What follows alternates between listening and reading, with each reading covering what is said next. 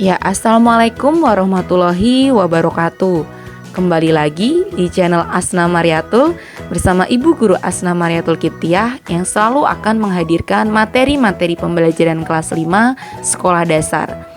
Kali ini kita masih ada di tema 6, subtema 3, pengaruh kalor terhadap kehidupan. Tapi kita melanjutkan ke pembelajaran 4 sampai dengan 6. Simak baik-baik ya, jangan lupa selalu jaga kesehatan dan terapkan protokol kesehatan 5M supaya kita terhindar dari penyakit dan juga virus. Anak-anak, banyak permasalahan sosial yang terjadi di sekitar kita, baik di lingkungan masyarakat maupun sekolah.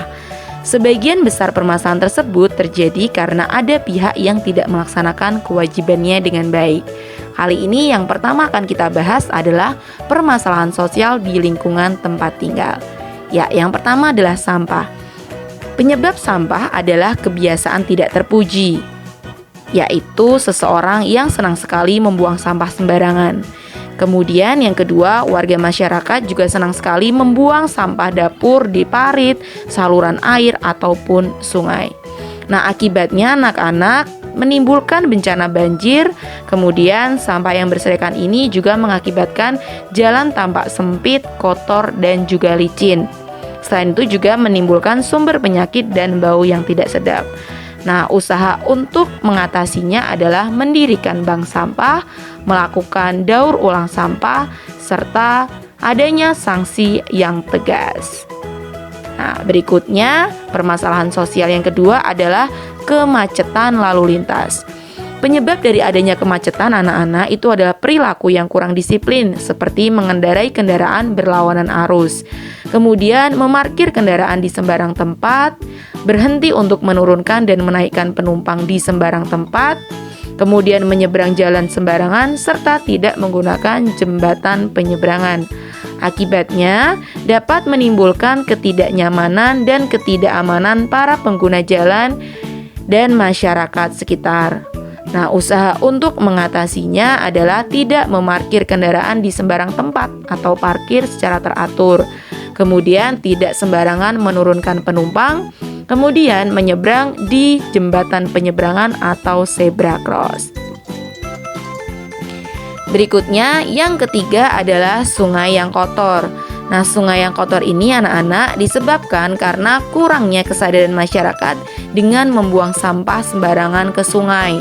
Kemudian banyak juga anak-anak industri yang membuang limbahnya ke sungai tanpa diolah terlebih dahulu. Dan selanjutnya banyak juga warga yang mendirikan bangunan di bantaran sungai. Akibat dari sungai kotor ini anak-anak, pada musim penghujan air sungai meluap dan menimbulkan banjir. Kemudian dapat menurunkan kualitas lingkungan sekitar yang menyebabkan masyarakat merasa tidak aman. Nah, untuk itu ada usaha-usaha untuk mengatasi sungai kotor ini. Yang pertama adalah membersihkan sungai dari tumpukan sampah, kemudian melakukan pengolahan limbah sebelum dibuang. Kemudian yang ketiga dapat memanfaatkan limbah untuk dijadikan pupuk.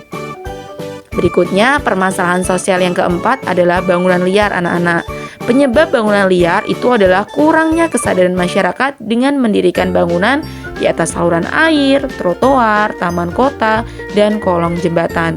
Akibatnya terjadi masalah kesehatan dan juga masalah kebersihan lingkungan yang dapat menimbulkan ketidaknyamanan masyarakat pada umumnya. Nah, untuk itu anak-anak perlunya usaha untuk mengatasi bangunan liar ini.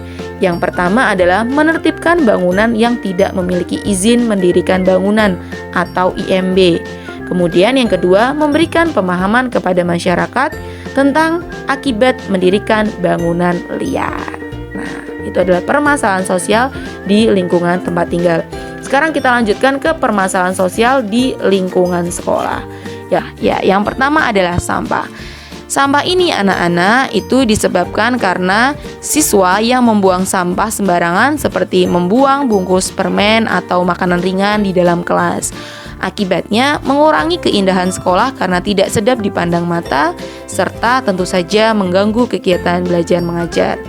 Untuk itu, permasalahan sampah ini dapat diatasi dengan mendirikan bank sampah, melakukan daur ulang sampah.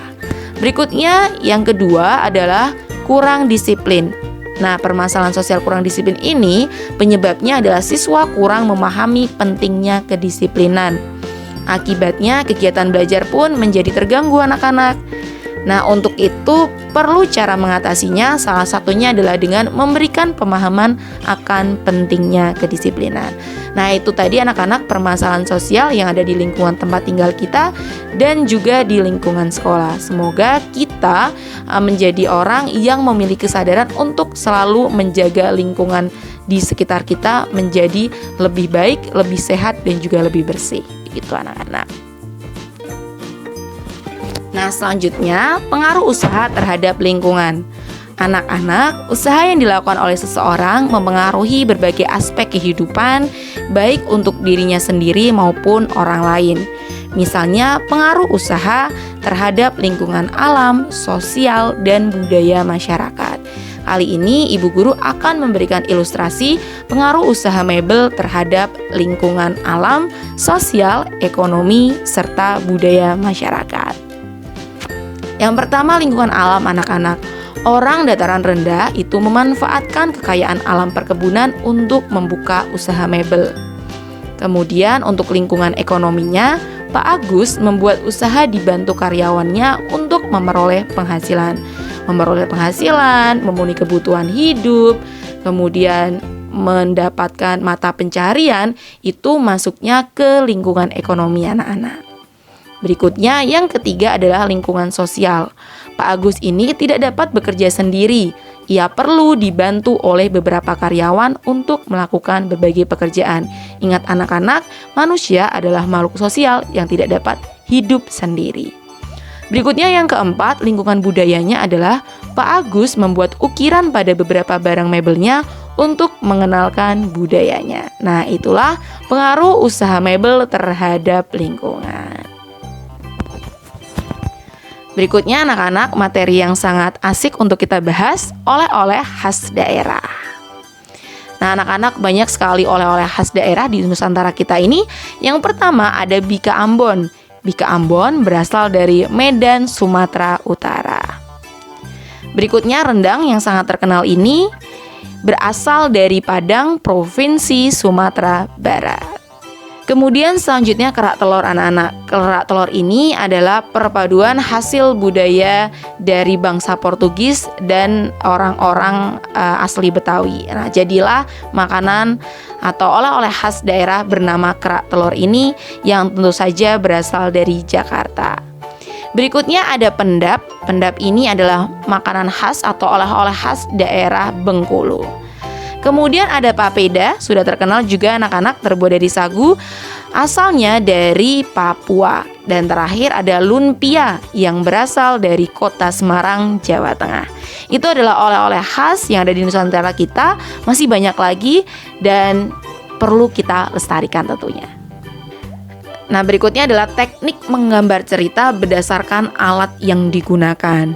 Anak-anak, menggambar cerita itu dapat dilakukan dengan dua teknik, yaitu teknik kering dan juga teknik basah. Alat gambar untuk menggambar teknik kering itu misalnya adalah pensil, kapur, krayon, atau bahan lain yang tidak memerlukan air sebagai pengencernya. Sedangkan pada teknik basah anak-anak, alat gambar yang diperlukan berupa cat air, tinta bak, atau cat poster yang menggunakan air sebagai pengencernya. Nah, berikutnya masih ada lagi teknik menggambar cerita berdasarkan cara menggambarnya itu sendiri. Oke. Yang pertama anak-anak ada teknik arsir. Teknik arsir ini dibuat dengan menorehkan pensil, spidol, atau alat lain berupa garis-garis berulang yang menimbulkan kesan gelap, terang, dan adanya dimensi. Selain teknik arsir, ada juga teknik blok anak-anak. Teknik blok ini adalah teknik menutup gambar dengan menggunakan satu warna sehingga menimbulkan kesan siluet atau blok. Kemudian teknik yang terakhir adalah teknik sapuan basah. Penggunaan media basah biasanya memerlukan kuas untuk mengaplikasikan cat, baik cat air maupun cat poster.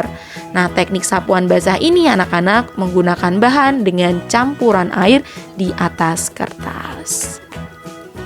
Oke anak-anak, materi kita hari ini materi tema 6, subtema 3, pembelajaran 4 sampai dengan 6. Semoga bermanfaat. Jangan lupa klik subscribe dan juga nyalakan tombol notification supaya kalian tidak ketinggalan materi-materi pembelajaran kelas 5 yang pastinya bermanfaat untuk kalian. Wassalamualaikum warahmatullahi wabarakatuh.